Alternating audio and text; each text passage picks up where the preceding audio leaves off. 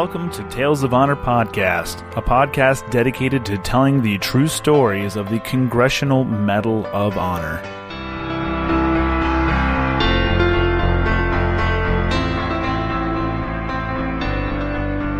Hello everyone, and welcome to another episode of Tales of Honor Podcast, the only podcast dedicated to telling the true stories of every Medal of Honor recipient. I'm your host, Christoph Ambrose, and today's episode is episode number 204 and takes place during the Vietnam War.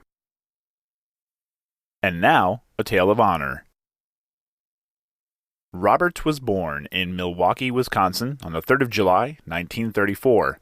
After graduating from Casimir Pulaski High School in 1953, he went on to Wisconsin State Teachers College and then on to University of Wisconsin-Milwaukee.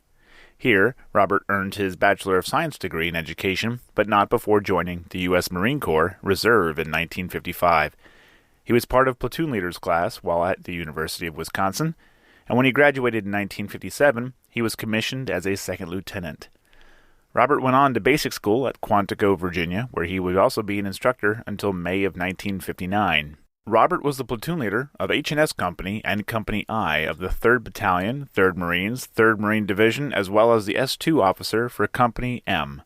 From 1960 until 1966, Robert served as an equipment officer, a Pathfinder team leader, a parachute Pathfinder team leader, an assistant officer in charge, and an executive officer, all with various units, and was promoted to captain in May of 1962. He was then ordered to the West Coast before deploying to the Republic of Vietnam as the commanding officer of Company K, 3rd Battalion, 5th Marines, 3rd Marine Division.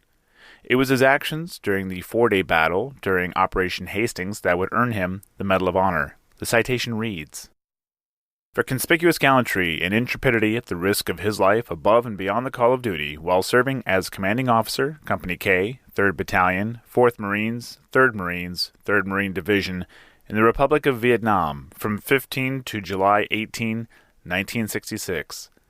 On July 15, during Operation Hastings, Company K was landed in an enemy-infested jungle area to establish a blocking position at a major enemy trail network. Shortly after landing, the company encountered a reinforced enemy platoon in a well-organized defensive position. Major, then Captain, Modrzejewski led his men in the successful seizure of the enemy redoubt, which contained large quantities of ammunition and supplies. That evening, a numerically superior enemy force counterattacked in an effort to retake the vital supply area, thus setting the pattern of activity for the next 2.5 days. In the first series of attacks, the enemy assaulted repeatedly in overwhelming numbers, but each time was repulsed by the gallant Marines. The second night, the enemy struck in battalion strength, and Major Modrzejewski was wounded in this intense action which was fought at close quarters. Although exposed to enemy fire and despite his painful wounds, he crawled 200 meters to provide critically needed ammunition to an exposed element of his command and was constantly present wherever the fighting was heaviest. Despite numerous casualties, a dwindling supply of ammunition, and the knowledge that they were surrounded, he skillfully directed artillery fire to within a few meters of his position and courageously inspired the efforts of his company in repelling the aggressive enemy attack. On July 18, Company K was attacked by a regimental-size enemy force.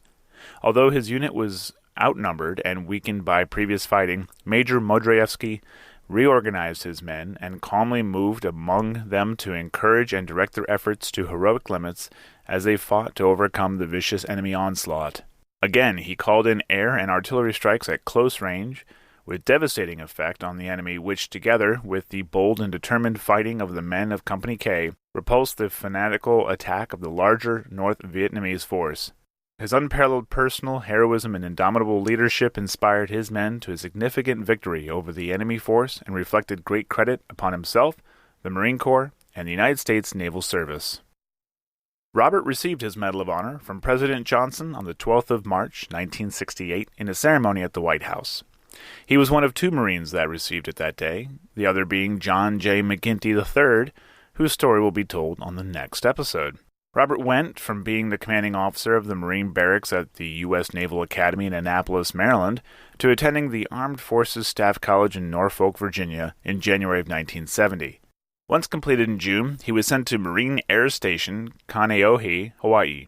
Robert earned his master's degree in education from Pepperdine University in 1976, and 10 years later, Robert retired from the Marine Corps as a colonel and went on to teach Naval Junior ROTC classes for the San Diego Unified School District. Robert Joseph Modrzejewski still lives in San Diego and as of this recording is 84 years old. And that was a Tale of Honor. Thank you for listening to Tales of Honor Podcast. Please head on over to talesofhonorpodcast.com for more information, other ways to listen and support the podcast, and please be sure to leave a good rating and a nice review. If you have any questions or comments, you can send them on over to talesofhonorpodcast@gmail.com. And until next time, I'm Christoph Ambrose. Thanks for listening.